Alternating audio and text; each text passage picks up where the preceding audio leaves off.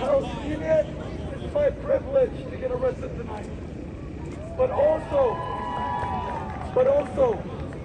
I need to consider what I can truly do for my people. Being arrested, being kicked out of school, being suspended, does not help the Palestinian people.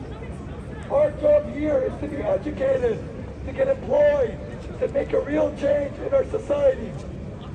So I am good with what people decide, but I want you to be aware of those two options. Think about your careers and think about your futures.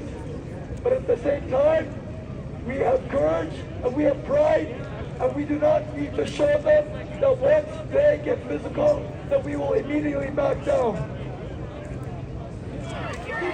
These fucking clowns recording like someone else is doing something wrong. What a fucking joke.